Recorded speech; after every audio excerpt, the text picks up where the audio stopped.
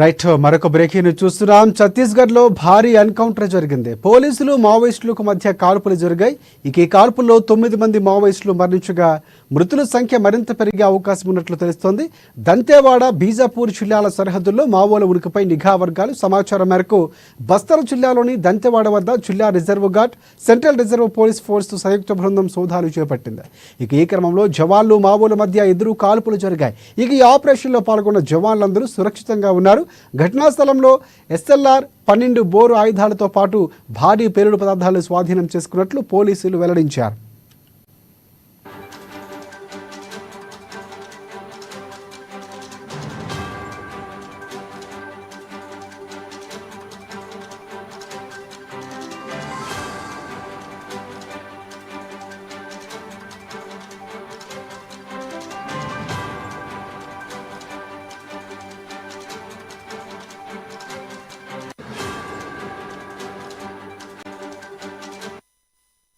Right breaking news చూస్తున్నాం. ఛత్తీస్గఢ్లో భారీ ఎన్కౌంటర్ జరిగింది. పోలీసులు మావోయిస్టులకు మధ్య కాల్పులు జరిగాయి. ఈ కాల్పుల్లో 9 మంది మావోయిస్టులు మరణించగా మృతుల సంఖ్య మరింత పెరిగే అవకాశం ఉన్నట్లు తెలుస్తోంది. దంతేవాడ బీజాపూర్ జిల్లాల సరిహద్దుల్లో మావోల ఉనికిపై నిఘా వర్గాలు సమాచారం మేరకు బస్తర్ జిల్లాలోని దంతేవాడ వద్ద జిల్లా reserve guard, central reserve police force సంయుక్తంగా బృందాలు సోదాలు చేపట్టింది.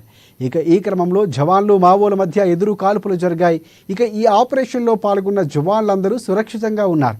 ఘటనా స్థలంలో SLR 12 బోరు ఆయుధాలతో పాటు భారీ పేలుడు పదార్థాలను స్వాధీనం చేసుకున్నట్లు పోలీసు అధికారులు వెల్లడించారు.